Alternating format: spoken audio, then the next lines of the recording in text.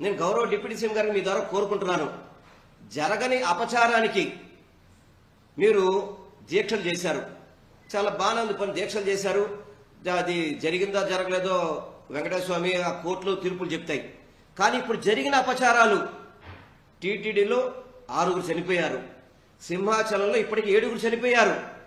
ఇప్పుడు చేయాలి మీరు దీక్షలు, ఇప్పుడు చేయాలి మీరు సంప్రోక్షణలు, ఇప్పుడు చేయాలి, హిందువులకి క్షమాపణ చెప్పాలి, ఇప్పుడు చెప్పాలి మీరు. జరగని వాటి కోసం దీక్షలు చేసి యాగాలు చేసి ఏదో హిందూ మతానికి మేమే బ్రాండ్ అంబాసిడర్ అని చెప్పుకునే డిప్యూటీ సీఎం గారు ఇప్పుడు మాట్లాడండి సార్. మీరు తమరు ఇప్పుడు మాట్లాడండి, ఏం జరుగుతుంది మీ కూటమి ప్రభుత్వంలో? ఇంతకంటే అన్యాయం ఎక్కడ జరుగుతుందా?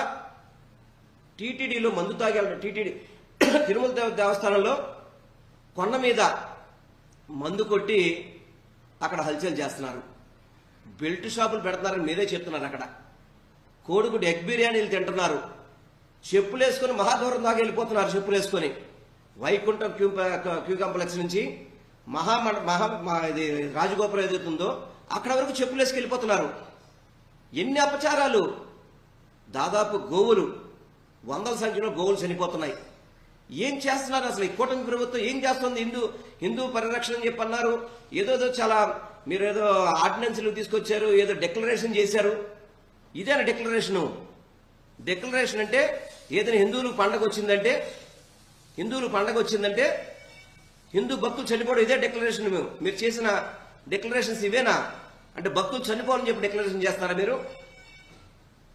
నిజంగా చెప్తున్నాను, ఈ కూటమి ప్రభుత్వం అనేది మాత్రం అరాచకంగా హిందూ భక్తుల మీద కానీ, హిందూ దేవాలయాల మీద కానీ, వాళ్ళ మనోభావాలు దెబ్బతీసే విధంగా కానీ, హిందూ దేవాలయాల్లో కనీస సౌకర్యాలు కూడా చేయలేని అసమర్థ ప్రభుత్వం ఈ కూటమి ప్రభుత్వం.